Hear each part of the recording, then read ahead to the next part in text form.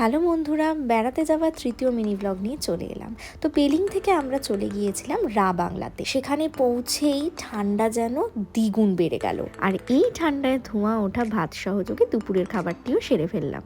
এখানে দেখার বলতে এই বুদ্ধা পার্কটি কিন্তু সব থেকে পরিচিত একটি জায়গা, যেখানে আমরা ঘুরতে চলে গিয়েছিলাম। রয়েছে একটি বিশাল আকার বুদ্ধা স্ট্যাচু, আর চারদিক খুবই পরিষ্কার, সুন্দর করে সাজানো এবং ছোট ছোট অনেক স্টলে ভর্তি। 25শে ডিসেম্বর থাকায় সেদিন আমরা হাঁটতে হাঁটতে চলে গিয়েছিলাম একটি ছোট্ট ক্যাফেতে, আর সেখানে আমার প্রিয় কোরিয়ান রামেন খেয়ে নিলাম। পরদিন সকালেই আমরা বেরিয়ে পড়লাম নামচির উদ্দেশ্যে। পৌঁছে গেলাম টেমি টি গার্ডেন। সত্যি বলতে এত বড় টি গার্ডেন আমি এর আগে দেখিনি। চারিদিক সবুজে মোড়া এই বিশাল আকৃতির টি গার্ডেনে কোথায় যেন এক প্রকার হারিয়ে গিয়েছিলাম। ঠান্ডা ঠান্ডা হাওয়া আর মিষ্টি রোদে কিন্তু ভালোই লাগছিল। এর পরের লোকেশন ছিল ওখরে, যার মিনি ব্লগ নিয়ে খুব তাড়াতাড়ি আসছি।